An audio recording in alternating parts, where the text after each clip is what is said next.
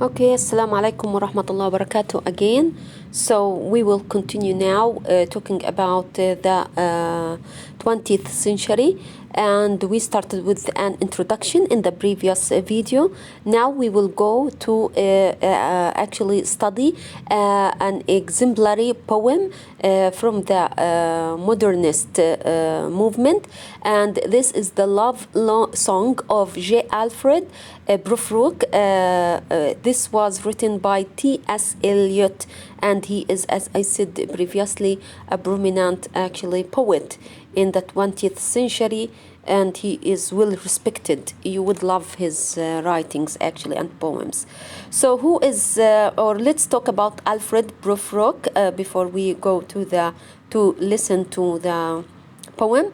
So this is a poem written by T.S. Eliot in 1910 and published in 1915. So you would notice that it was written prior to the World War I.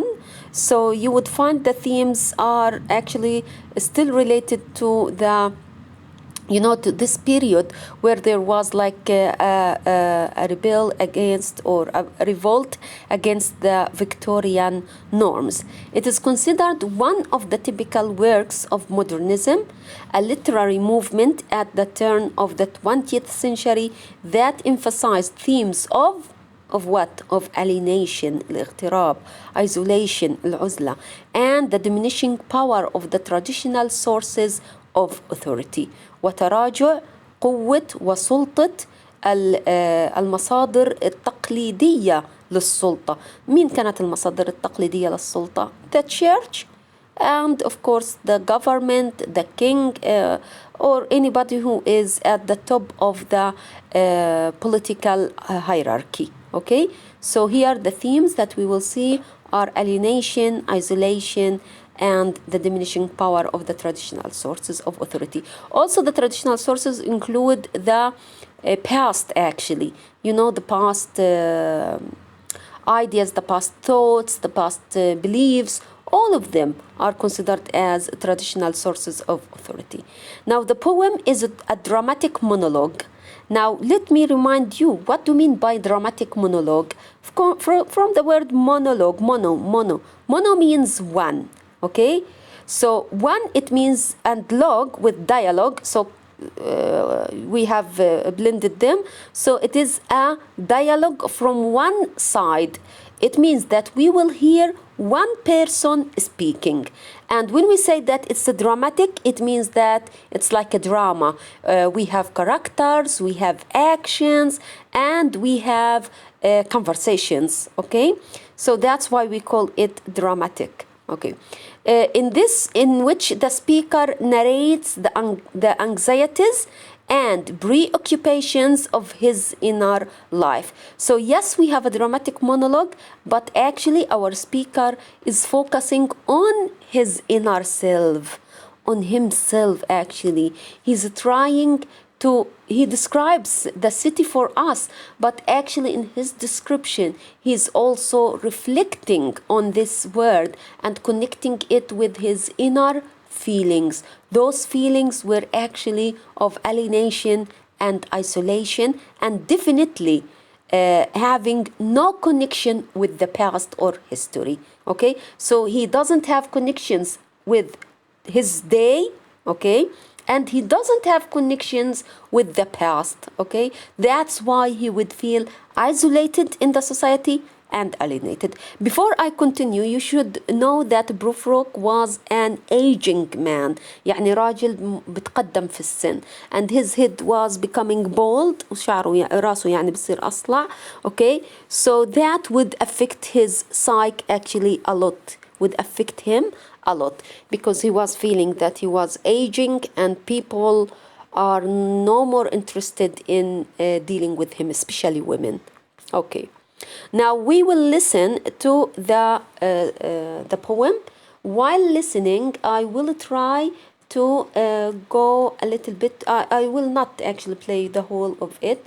So if you, we will see. If you need to listen to it, you can go online.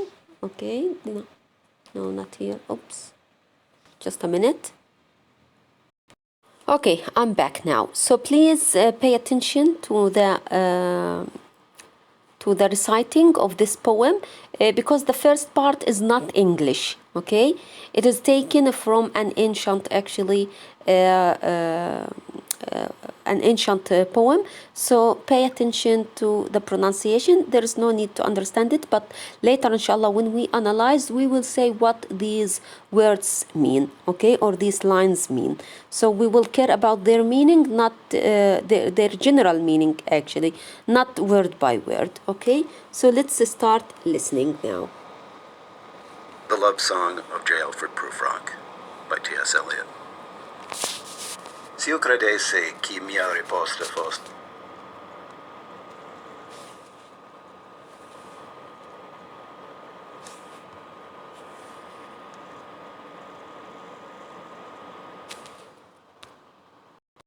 Okay, sorry for this interruption, and let's listen now to the poem, okay?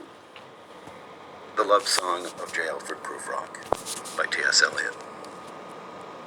Se io credesse che mia risposta fosse la persona che mi tornasse al mondo, questa fiamma staria senza più scose, ma perciò che già me di questo fondo non torno vivo alcun, se odo il vero, senza tema d'infamia ti rispondo.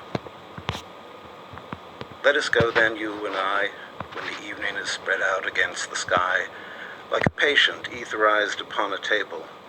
Let us go through certain half-deserted streets, the muttering retreats of restless nights and one-night cheap hotels, and sawdust restaurants with oyster shells, streets that follow like a tedious argument of insidious intent to lead you to an overwhelming question. Oh, do not ask, what is it? Let us go and make our visit. Okay, now before we continue, okay, now we will leave this till we come to that translation, but I would like you to notice here when he says, let us go then, you and I here refers to who? Yes, to Prufrock. To Prufrock, the love song of J. Alfred Prufrock. So this is Prufrock. You here refers to who? Who is he talking to? Do you know? No, you don't. And I don't know either, actually. I don't know. Nobody knows. Actually, this could be a friend, for example, that he is talking to, or could be you, the reader. It could be just an invitation for you to accompany him and to move with him. Now he says, when the evening is spread out against the sky like a patient. So this is, as long as we have like, this is a simile. Like a patient etherized upon a table. So look at this actually simile. He is depicting or showing the evening as a patient etherized. وكأنه المساء اللي انتشر في السماء يعني وكأنه ملقى كمريض مخدر على طاولة العمليات. Can you imagine something even sadder than this? No.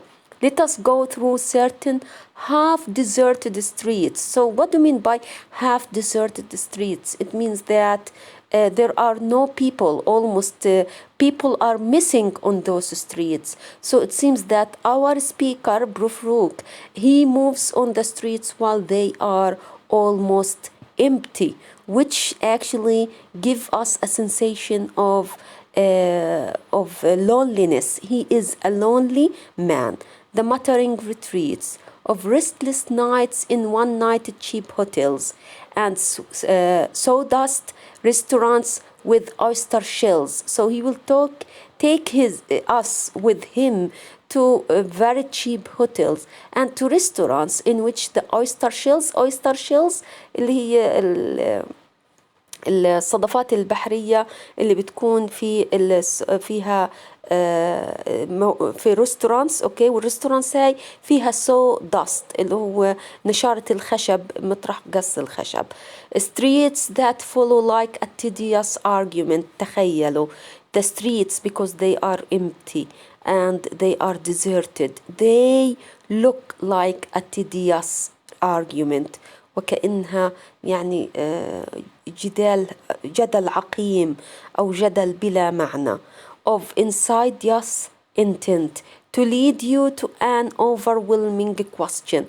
طبعا of course, because these are the streets, there are many streets and they are actually like tedious streets. Then he says that to lead you to an overwhelming question. What would the question be? What would the question be? Okay, usually would ask, which way would we take? Or where do they go, those streets? Okay, then Prufrock, would he allow you to ask this question? No. He say, oh, don't ask, what is it? Even he doesn't want you to ask the question.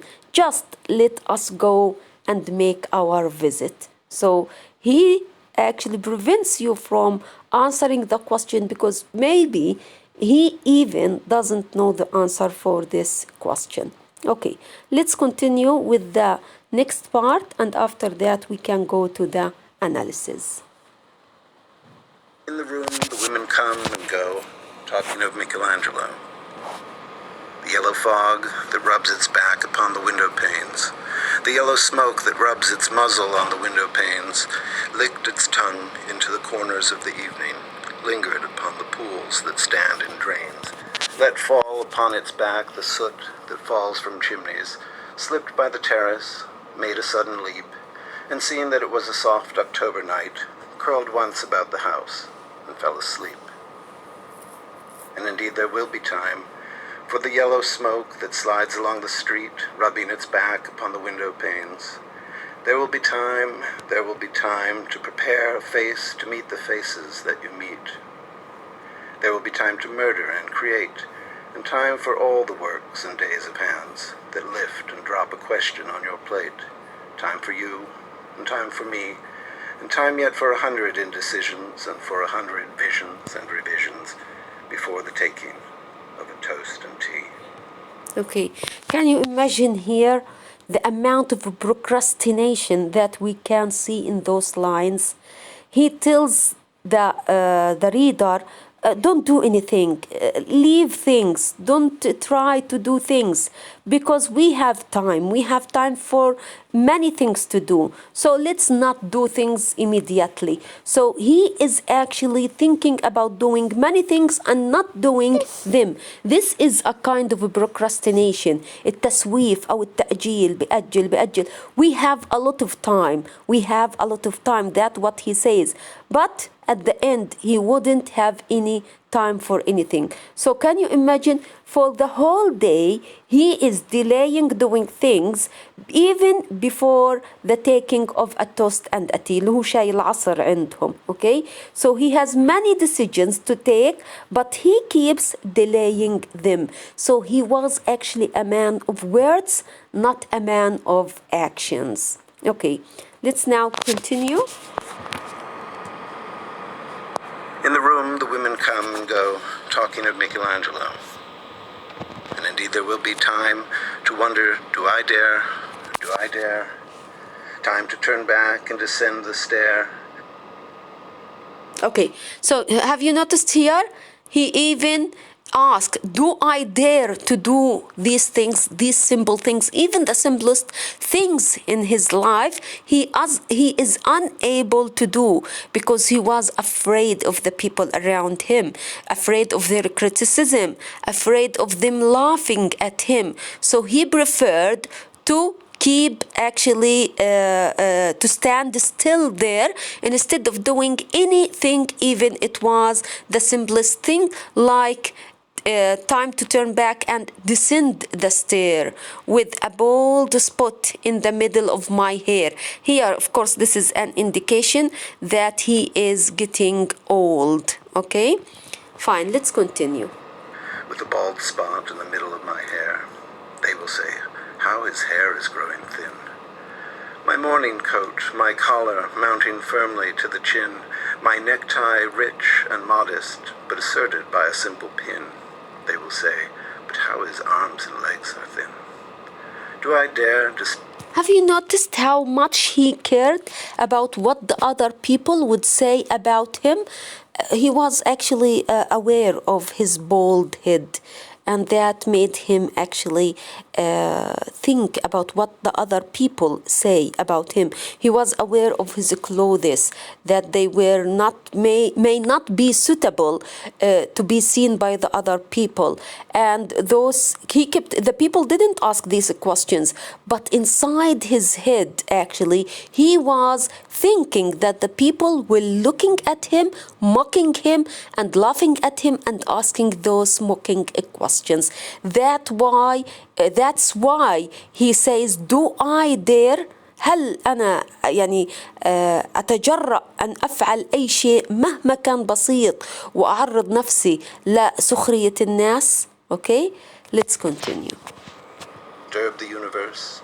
In a minute there is time for decisions and revisions which a minute will reverse. Okay, now I'll take you now a little bit further in the poem.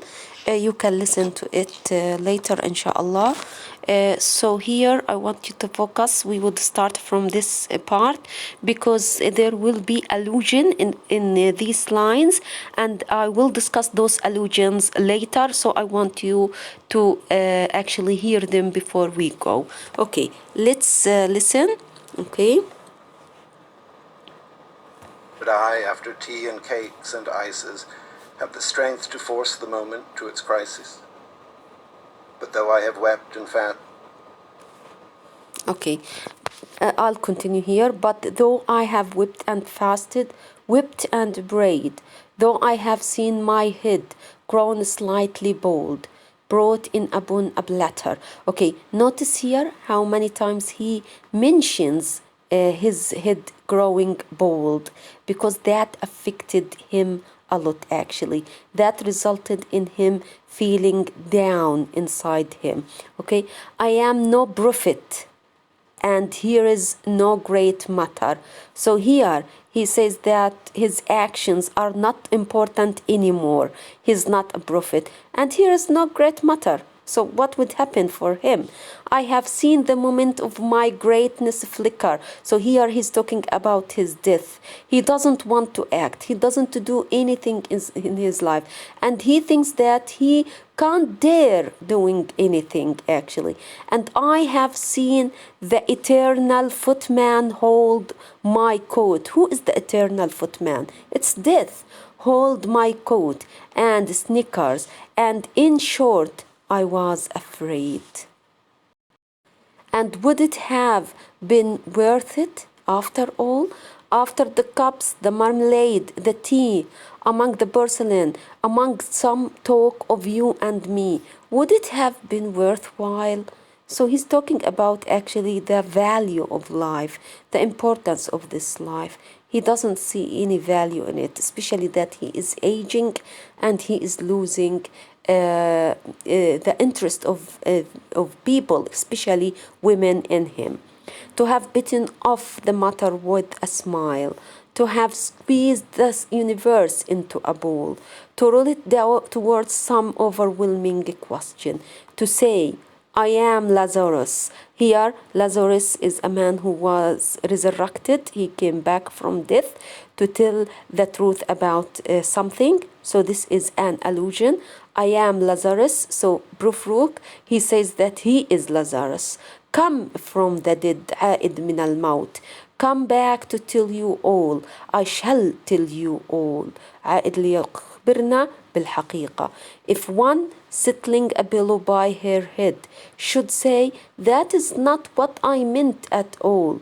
That is not it at all. Okay. And would it have been worth it after all? Would it have been worthwhile?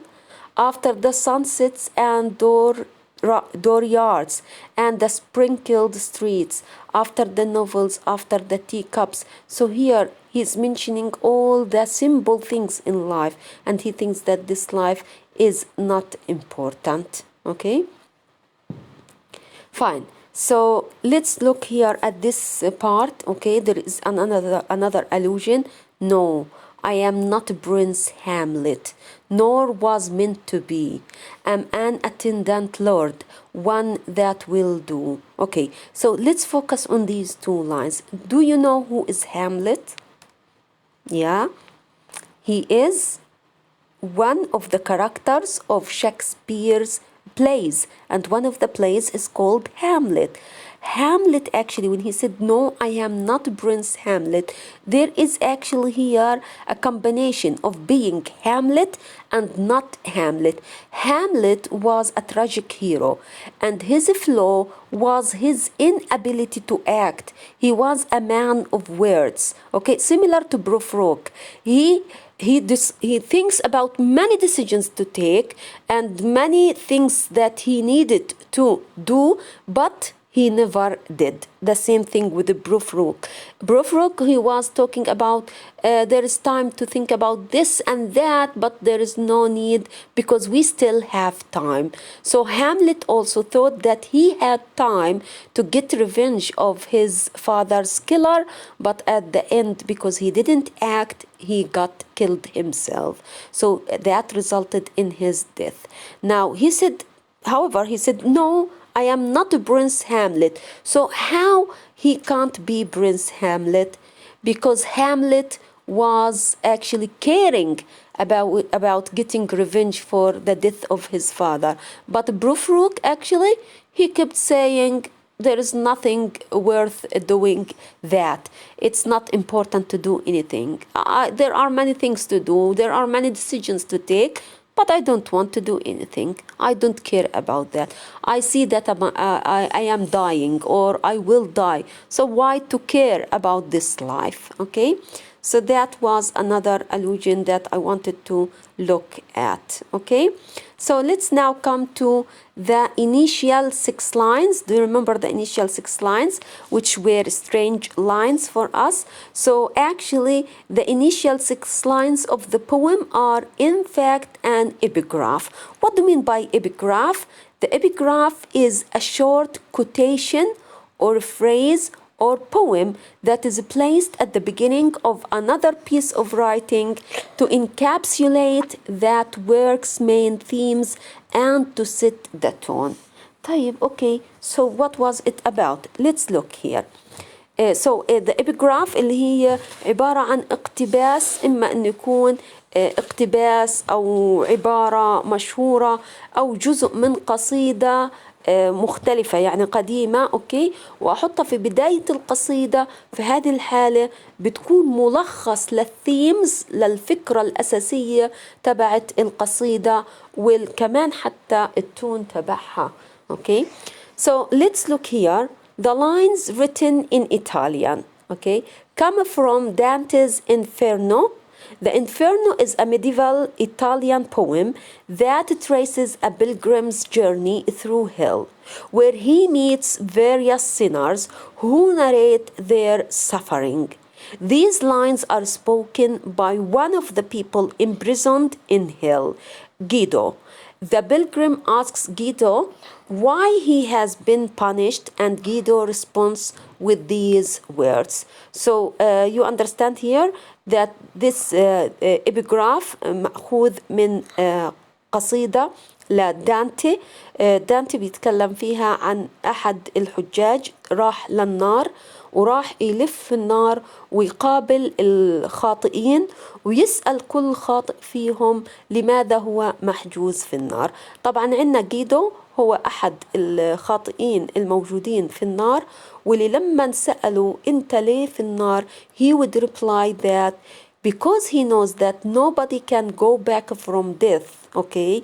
So he can talk freely about his sin, and that now he will tell the pilgrim everything about his sin, okay? So this is as if Prufrock wants to tell us that I will tell you everything, okay? This is from one point of view, that it is an indication that Prufrock will tell us the truth about himself. But there's another point. We say that Guido is imprisoned in hell. So as if the life of a Prufrock at that time was a hell, and Prufrock was imprisoned in that hell. So Prufrock saw his whole life as a hill, and he was dwelling in that hill. So you should notice 2 points here. That This is an indication that Prufrock will tell us the truth and will speak directly to us. Number two, that he wants to tell us that he feels that he is imprisoned in the hell of his life. Okay, so let's look at the translation of those lines. If I thought that my reply would be to someone who would ever return to earth, this flame would remain without further movement. But as no one has ever returned alive from this gulf, it means the hell, if what I hear is true, I can answer you with no fear of infamy. Okay, يعني أنا هحكي لك بدون ما أقلق إنه سمعتي وإيش الناس حيحكوا علي. So on the literal level, Guido is telling the pilgrim that he feels free to talk about his sins, which include war crimes and atrocities committed in battle, because he knows that no one can ever return from hell, so the pilgrim will never be able to tell the story of those sins. So the same thing for our speaker. He will tell us what he did or what he thinks. And of course, we will see that part of his sins or his problem is that he was a man of words, not action. He doesn't act and he doesn't care even about acting. Okay.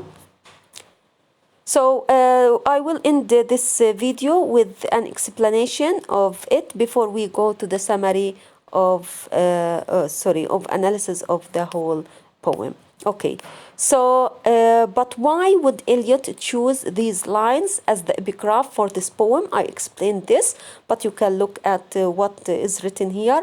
The lines are direct address that promises secrets told in confidence. Similarly, the speaker of Prufrock will address the reader directly and reveal his secrets, okay, just as Guido addresses the pilgrim. إذا إحنا بنفهم منهم إنه Prufrock راح يخاطبنا ويحكي لنا أسراره. The second point is that the allusion to Dante's Inferno suggests that the speaker